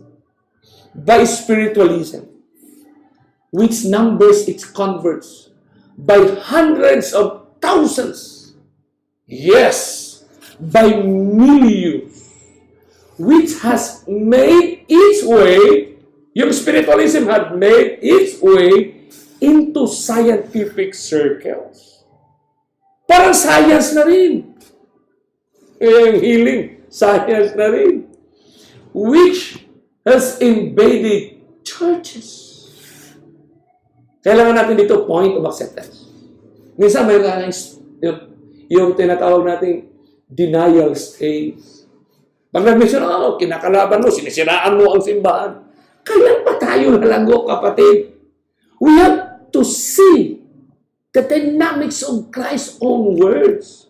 His counsel to the Israelites. His counsel to His people today. We cannot move forward, my friend, until we recognize, kaya mayroon confess and forsake. We need to understand. Invaded churches. Minsan inisan, tama ibang religion ito. No. All churches. And has found favor in legislative bodies and even in the courts of kings. This mammoth deception is but a revival in a new disguise of the witchcraft condemned and prohibited by all. Grabe yung witchcraft na spiritualism. Yung tinatawag dyan, yung object. Yung kay, kay Kellogg. No? Yung first na object-centered na, hindi na subject. Christ as the healer, nandoon na sa object ang naging healer. Dahil dito nagaling ako, dahil dito nagaling ako. Created ito ng Panginoon, so dahil dito nagaling ako. Yan ang new disguise, my friend. Kaya sinabi talaga ng Great Controversy 589, paragraph 1. Through spiritualism, Satan appears as a benefactor of the human race. Siya na ngayon ang benefactor. Siya ang tagabigay ng healing. Healing the diseases of the people and professing to present a new and more exalted system of religious faith. But at the same time, he works as a destroyer. Napakabigat na statement ito na na-fulfill sa ating generation. Literally, symbolically, it is going on right now. Professing to present a new and more exalted system of religious faith. Talagang grabe. Nawala na natin yung sinasabi natin, go back to the primitive religion. Kaya hindi natin ipagtaka na halos lahat ng religious leaders of the world are talking the same thing, the same issues, the same concern. So pag nagsasalita na ang mga global leaders with their statements, tapos titingnan natin yung significant value niya, the truth stand by self-evident na ang Biblia. Self-evident na ang Biblia. Hindi na natin kailangan ng philosophers, academicians. We don't need theologians to explain. The time mismo na ang kaganapan, kapatid. Makikita, maintindihan mo na. Di mo na kailangan kung saan nakakote yun. Kasi it's going on literally in our time. Just for example, of this one particular event, na makikita natin yung nangyari ito sa Pilipinas sa panahon ni President Gloria Macapagal-Arroyo. Yung tinatawag na NAM, Non-Aligned Movement for Peace and Development. Grabe. NAM. Special Ministerial Meetings on Interfaith Dialogue and Cooperation. Sino ang mga nag-attend dyan? Gumawa sila ng Manila Declaration on Interfaith Dialogue and Cooperation. Grabe. Movement for Peace and Development. Pag sinabing movement, kapatid, hindi yan nakatayo. Kumikilos yan, kapatid. Pinadaan sa napakaraming programa at mga project at mga activities. Lahat yan, kapatid. Kasi movement yan eh. Ang tanong yan, hindi kaya naging bahagi tayo sa mga movement na ito? Hindi kaya talaga tayo naging participant nito? Kasi ang ending ng story of redemption, fornication. You become part. It's a partnership. Kaya ang movement ng kaaway, he will integrate us because fornication is a partnership act. Defiling act. Dapat maintindihan natin yan, kapatid. Yung closing movement, yung closing ng redemption story. Isipin mo yung apat na mga prominent personalities during this time. This was in 2000, what year is this? 2010. March 16, 18. Tingnan mo mga statement ng dating presidente ng United Nations, ni Dr. Ali Abdul Salam. Anong sinabi niya? We must not tolerate attacks on religions and beliefs. Hindi na daw hindi na ito, 2010, hindi na itolerate yung mga atake sa relihiyon. Alam niyo mga kapatid, because of this ministerial interfaith, pinatawag ni former President Arroyo ang dalawang magkatunggali sa TV. Yung tamang daan at dating daan. Palaging nag-away diyan sa TV. Tinatawag yan sila, kapatid. At kinausap na itigil na ang ganyang klase. Because it does not give peace and prosperity to the nation. Kaya ang gagawin na, ginawa na lang nila, mag-quote na lang sila. Halimbawa, ako, ganito. I-quote na lang nila ang libro ng kanilang kaaway, pero they have only to read it. We must not tolerate attacks on religions and beliefs or on their symbols, and must ensure that freedom of expression is not involved. That's my right. That's my freedom of religion. In order to show contempt for religions, we need to formulate practical and constructive measures aimed at increasing tolerance and understanding and avoiding branding entire cultures and religions as hostile. Grabe, kapatid, yung mga statement ng ganito. These are statements from the President of the United Nations. Bawat attacks on religions and beliefs. Tapos, avoiding branding entire culture. 666. Mark of the beast. Entire cultures and religion as hostile. 666. The Illuminati. Sabi, kapatid. Kaya sinabi ng isang Secretary General si Ban Ki-moon, we need to do more. Kailangan magkilos. 2010. 2019 natin, 9 years ago. We need to reject extremism. What is extremism? Kaya yung panawagan natin na come out and be separate. Ang kanilang panawagan, let us come together, be one, and be united. Christian unity. Sa atin, iba. We need to counter those who polarize. Ito ngayon. Yung movement ng polarization ay identify din nila. Kaya nga, one time si Doug Batchelor sinabi na, yung polarization ngayon. We need to counter those who polarize and distort, all who humiliate and manipulate our electoral aims. Electoral aims, your faith, yung dignity mo to believe, i-manipulate, i-humiliate yan. Kasi pag sabihin, mali yung relihiyon mo, mali yung pananampalataya mo, mali yung interpretation mo, your right ends when my right begins. Pag ito ang paniniwala ko, you respect me because ito ang paniniwala ko. Peace and development and human rights all depend on mutual understanding and respect. So mayroon ng statement ang mga leaders of the world na bawal na yung polarization. Si President Obama nga sa panahon niya, as we face the challenges and opportunities of the unique movement, may faith move us to unite in common cause. Kung na ngayon ang mundo, Donald Trump, in his early stage of his presidency, sinabi niya, when you open your heart to patriotism, there is no room for prejudice. The Bible tells us how good and pleasant it is when God's people live together in unity.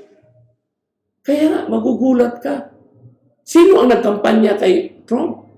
Mga religious leaders. He was voted by the religious, he was supported by the religious leaders. Kaya dito natin maintindihan, mga presidente na nagsasalita. The biggest institutions of the world, political institutions. Kaya nga, sa panahon ng election na yun, si Trump's victory, a wake-up call to U.S. political leaders. Pag binasa mo, mga religious church ang kanilang nagsupport.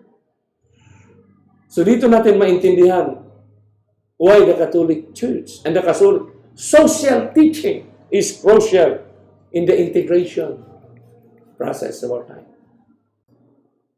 Dito natin nakikita, mga kaibigan, na ang mga leaders ng buong mundo, political leaders, religious leaders of the world, speak. Nagsasalita lang sila ng isang tema. Nagsasalita na sila tungkol sa isang ebanghelyo. Ihinto na ang mga higwaan. Patawarin ang mga kasalanan sa mga nakaraan. Yun ang hiling ni Pope Francis, ang Papa ngayon ng buong mundo. He was being embraced by humanity now as the Pope of humanity.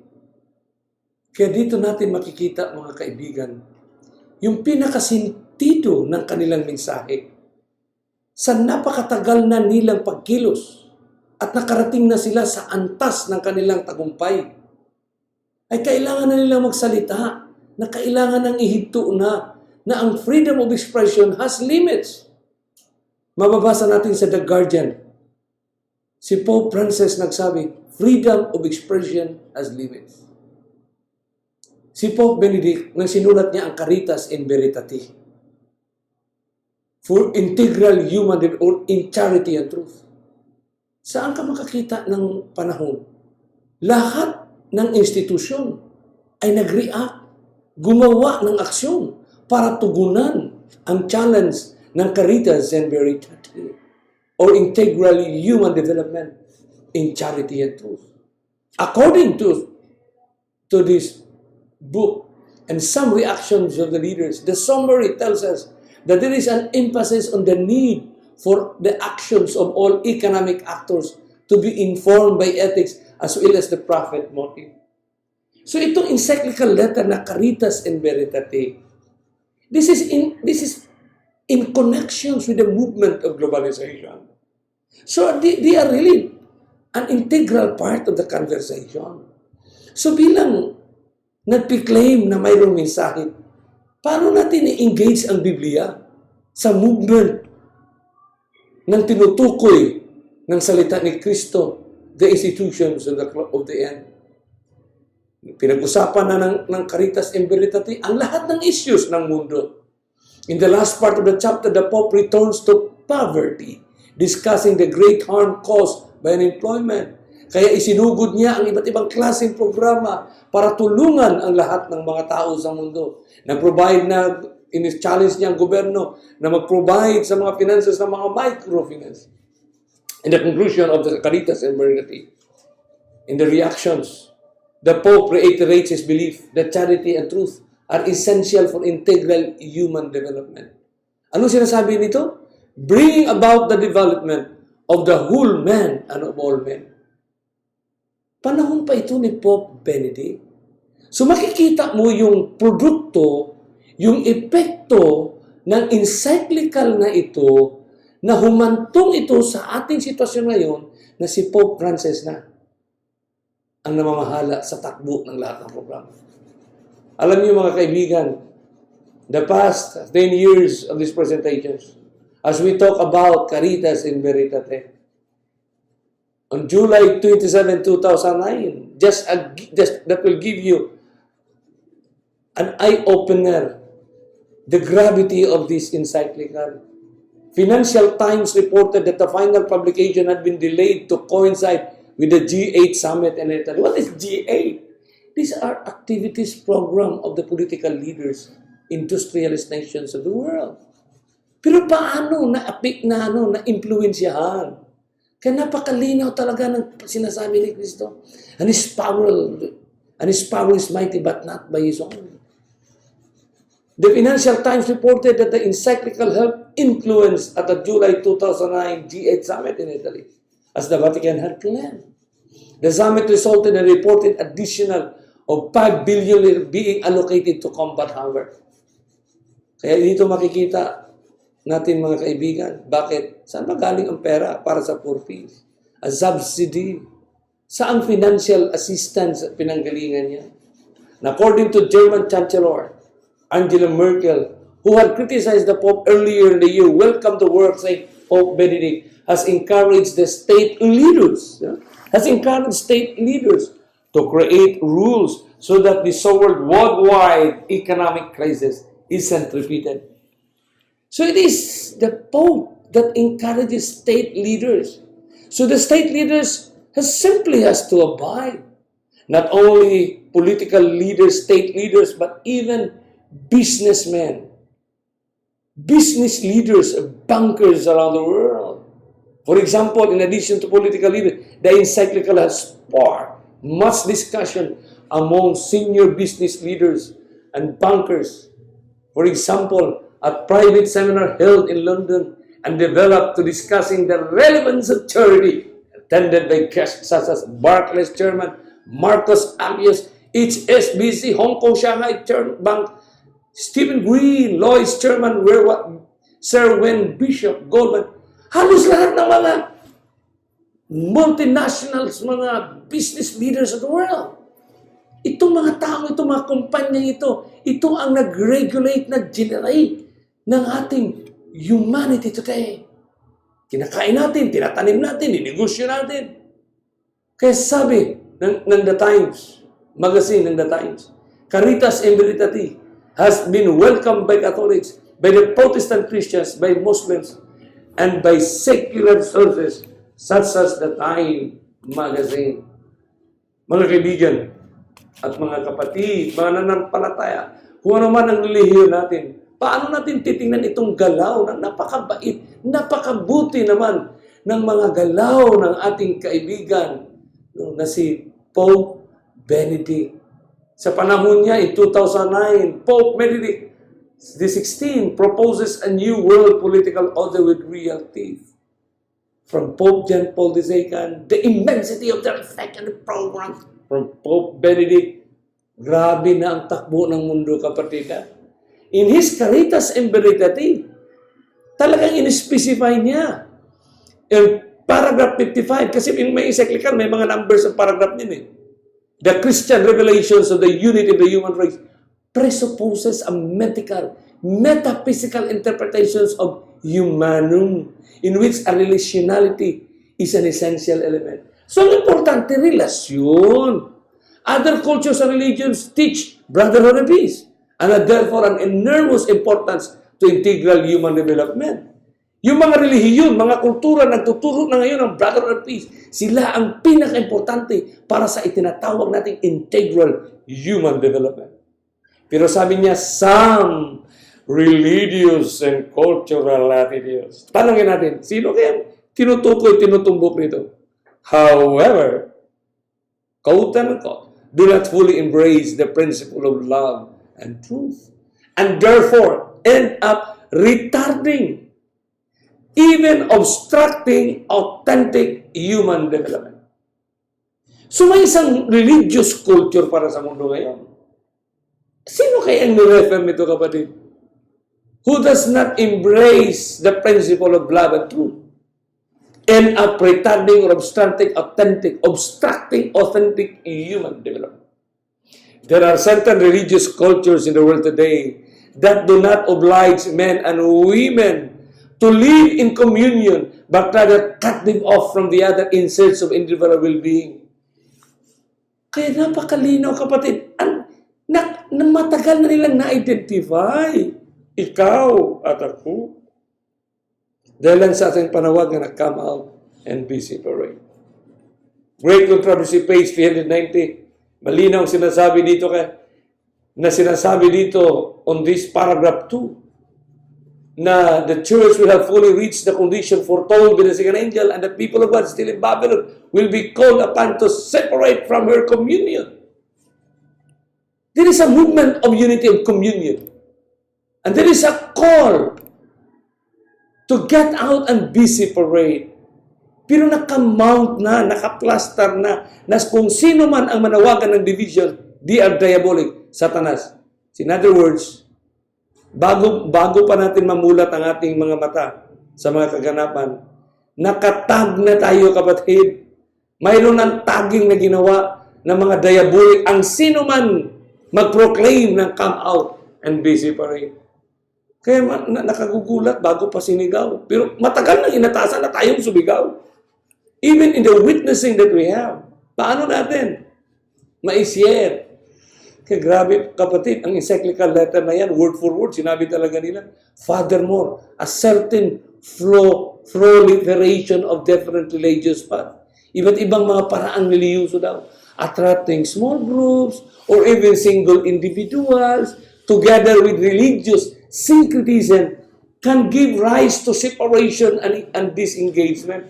Na-anticipate na nila yung movement na magkaroon ng mga small group, care group, pero ang religious syncretism na ito ay mag-separate and disengagement.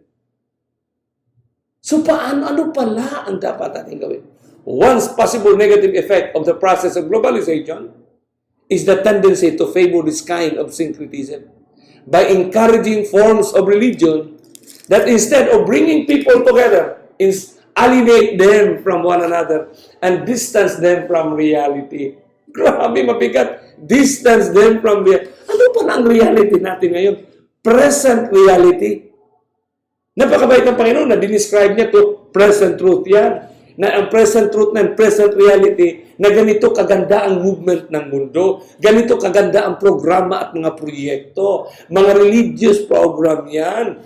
Pero paano natin titingnan ito na hindi ka maaanod? Ano baka tayo ang ginagawa natin kabahagi na ng kanilang programa? Take note, there is a religious movement. Hindi natin mararamdaman na masama yun. Minsan makikita pa natin na opportunity natin para maka-reach out sa kanila. Pero in reality, ikaw pala ang ni-reach out nila to make you an integral part and be assimilated of the program. Kasi the time element is crucial because alam ni Satanas na you have an important message to proclaim that Christ is coming, prepare to meet thy God. Kaya dito natin maintindihan bakit yung religious freedom na sinasabi nila. Now, according to them, religious freedom, like every freedom, proceeds from the personal space and is achieved in relationship with others. So, ang religious freedom, binigyan ng bagong kahulugan. Ang ibig sabihin diyan, relasyon natin sa kapwa. Ibig sabihin, kasi lahat ng tao may pananampalataya, mag-share tayo sa ating pananampalataya. According to paragraph 48, we find among the people particular customs, expressive of their search for God and their faith. Gusto ko lang i-challenge ang bawat isa. Bumili naman kayo ng dokumento na yan. I-download nyo lang yan sa internet, kapatid. Basahin ng masinsinan ang bawat paragraph na yan. Because I would challenge each and every one of you watching right now, whoever you are, whatever you are in your professional field of practice, every paragraph of that encyclical letter, so powerful that it moves governments, institutions of the world. That in paragraph 48, these customs, identifying these particular customs daw, na mga expressive daw itong mga tao na ito in search for God and their faith. Ang custom ring ito have long been regarded as unhealthy and have sometimes been the object of contempt in these days, but they are almost everywhere. Sin-identify na nila na unhealthy talaga ito. Bakit unhealthy? Kasi nakahadlang, nakahinder sa authentic human development. And according to them, it must be admitted that popular religiosity has but strictly limited value. It is often confined to the lower forms of religious worship, which do not lead souls to a generous adherence to the faith. And it may lead to the establishment of sects and factions, endangering the well-being of the ecclesial. Isipin mo, in-identify niya na ang grupong ito, marami silang sekta, marami silang factions. Sila iba't ibang religious organization, nagkakaisa, pero itong isang relihiyon na mayroon silang pananampalataya na 28 fundamental belief, marami silang sekta at factions. Grabe na pagka-define nila, kapatid. Here comes now the Laudato Si on caring for our common home. Wala na, kapatid. Common home na ito. Dito natin maintindihan na ang Laudato Si encyclical letter yan that mobilizes governments of the world institutions of the world, both business and religious institutions, must come together because we have our common home. And this common home, my friend, must be protected, must be cared for. Grabe, and they talk about environment. Are you aware that the 7 last plagues are environmentally related? So wala pang 7 last plagues. Here is now the positioning of these institutions that humanity has to embrace, has to make their... bibilit talaga sila dito kasi isipin mo, sila ang gumawa ng mga programa para alagaan.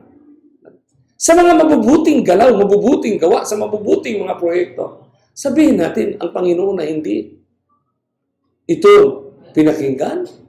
Right now, ang pinakatanyag ngayon na encyclical ay Laudato Si. Naging viral siya sa buong mundo.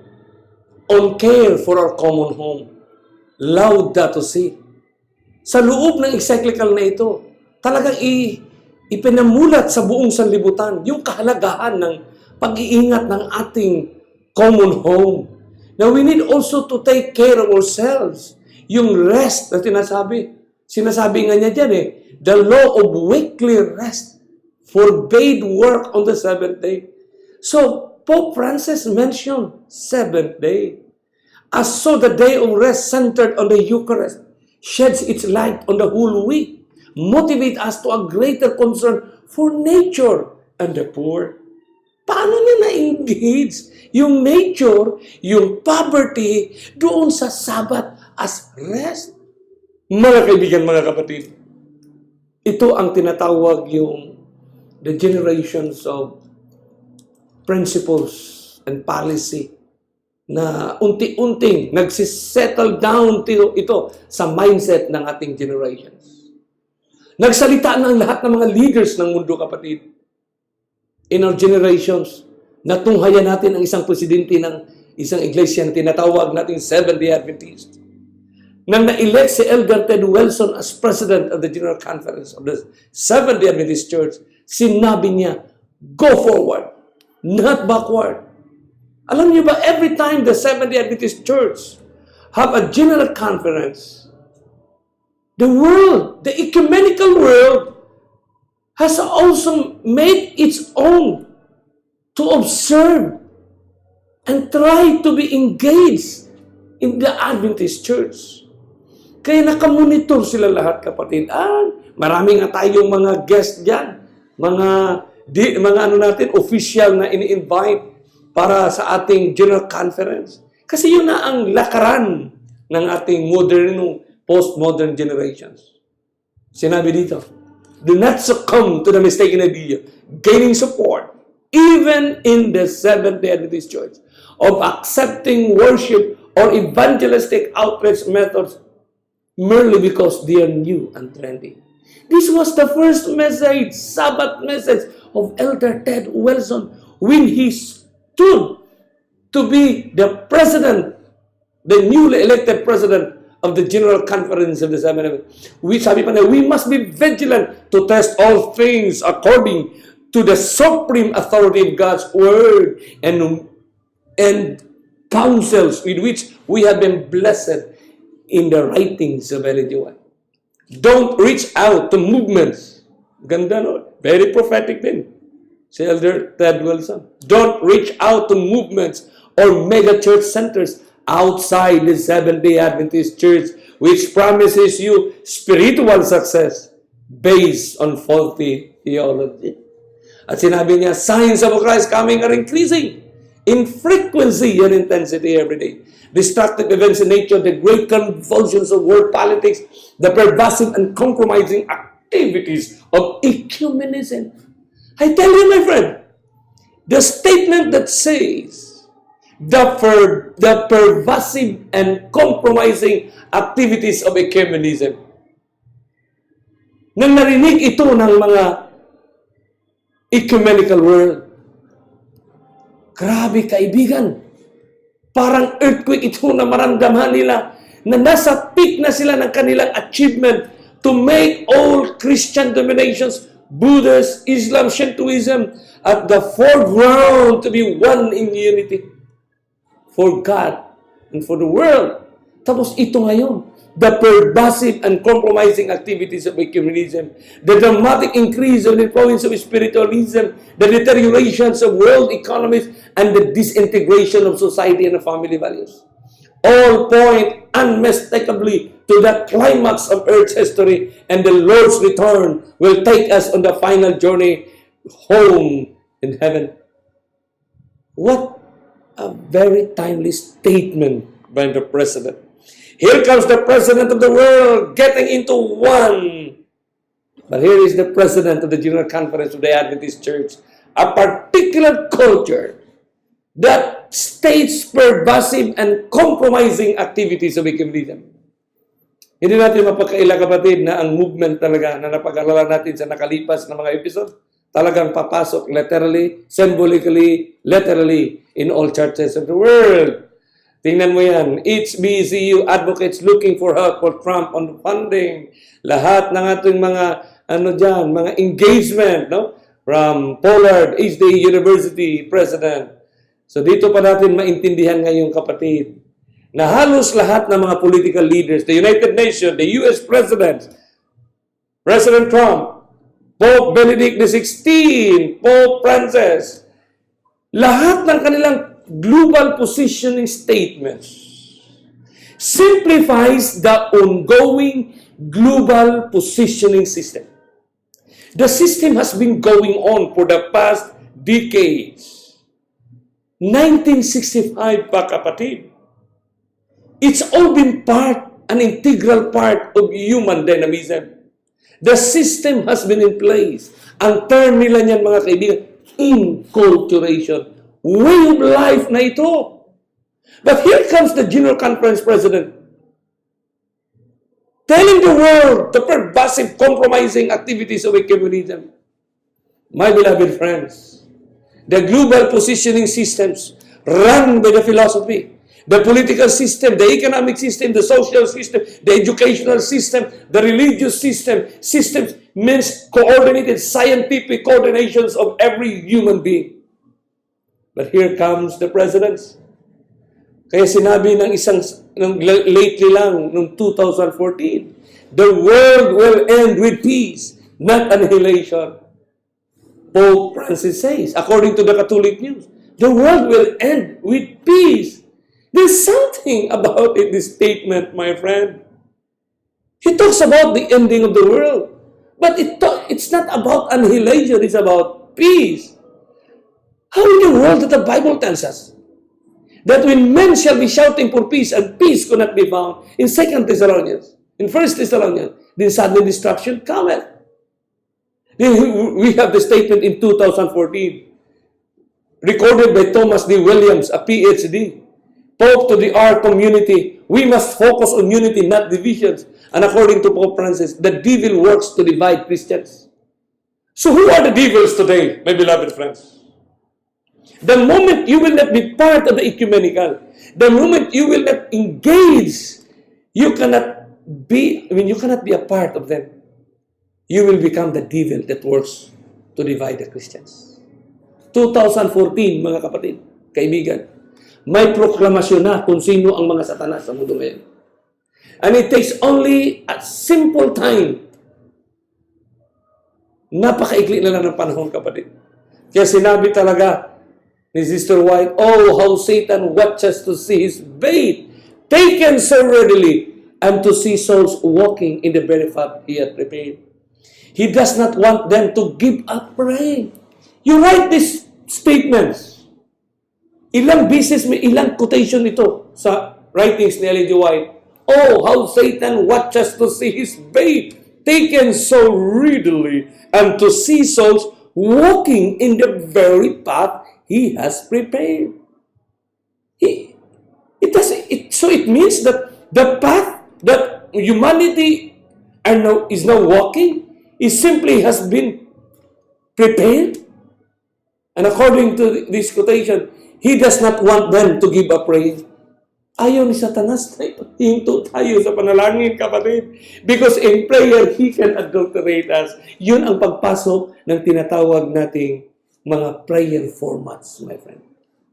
And maintaining a form of religious duties. Ayaw niya na hindi tayo maging missionaries. Ayaw niya tayo na hindi mag-evangelism. Maintaining a form of religious duties. Ano mga religious duties na kailangan natin? Medical missions, feeding programs, compassions, for he can thus make them more useful in his service. Tell me now, my beloved friends, in this particular quotation, hindi ba ito ang truth ngayon? Self-evident ang truth. He unites his sophistry and deceptive snails with their experiences and profession and thus advances his cause wonderfully. Daniel 8:24, he shall destroy wonderfully. So my beloved friends, there are only two movements in the world today. Number one movement, God's chosen church, covenanted to possess the latter rain and moves the world for the last warning message before Christ comes. As Christ is coming. Now, the second movement, powerful union of church and state, global partnership, all nations have breathed the wine, projects, programs that moves the world and its inhabitants of one promising hope of a new world, as the song, A Whole New World. That's a popular song.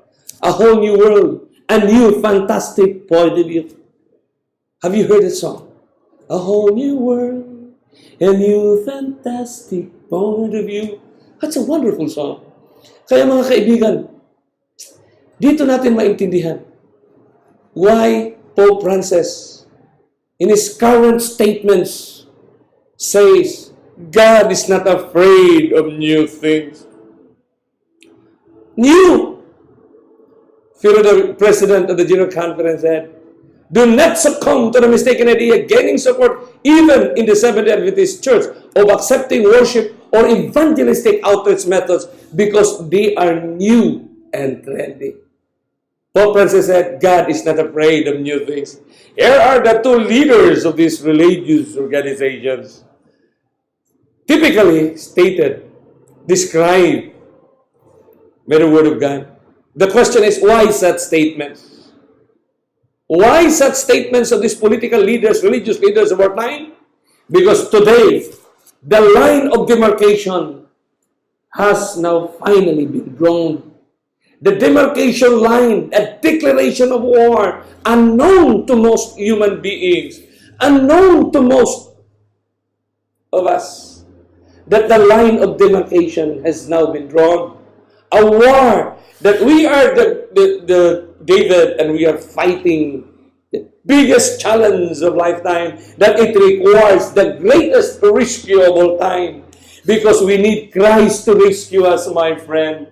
The rescue that is going to be performed and to be done by Jesus Christ, that says in Maranatha 13, paragraph 4, humble your poor, proud, self-righteous heart before God. Get low, very low, all broken in your sinfulness, His feet. Devote yourself to the work of preparation. Christians should be preparing for what is soon to break upon the world as an overwhelming surprise. And this preparation we should make by diligently studying the Word of God and striving to conform their lives to its precepts. God calls for a revival and reformation. Preparation is the message of our time. By studying the Word of God, He will give us the prescription. He will identify to us the instruction necessary for our redemption, my friend. Because Desire of Ages, page 490, paragraph 1, our condemnation in the judgment will not result from the fact that we have been in error, but from the fact that we have been neglected heaven-sent opportunities for learning what is truth. In other words, there is an opportunity for us for learning what is truth. What is the truth today? What is globalization today? How do we engage the Bible in the global networks, in the global education, in this postmodern, in religious pluralism? Let us help one another, my friend. Radical Reclamation is most willing to come and share with you help. We can provide you books to be bought na bilihin natin dyan sa National Bookstore. Mga libro na ginamit ngayon ng mga colleges and universities and trying to understand the movements of our time. The millennial enjoyment of heaven or millennial development plan. We are looking for heaven. We are almost home. Eden will be finally restored. Pero ang tao, millennial development goal, kapatid. Isipin mo, paano nakapag-isip ang tao ng millennial development goal? Hindi nga tayo makarating ng 100 taon. Paano mo ma-evaluate yung millennium? Evaluation whether your program is successful or failure. Kaya man's plan, there is significant value of it to counter the millennial message that 1,000 years we will be in heaven. Because God's plan, we will be enjoying in heaven for 1,000 years. For humanity, for man, for the beast, man's millennial development plan. To close our study this day, my beloved, this episode, I would just like to ask you a question. Do you believe that Jesus is coming soon? Of course, we answer yes. Do Satan believe that Jesus is coming soon? Soon. It's coming. Yes. So what's the difference between you and Satan? Nothing. Do you expect that Jesus is even at the door? The answer is yes. Do Satan expect that Jesus is even at the door? The answer is yes. Then what's the difference between us and Satan? But the third question is, do you long for Jesus to come? Do Satan long for Jesus to come? He doesn't long. But we long for Jesus to come, my beloved friends. Because He is missing us so much, my friend.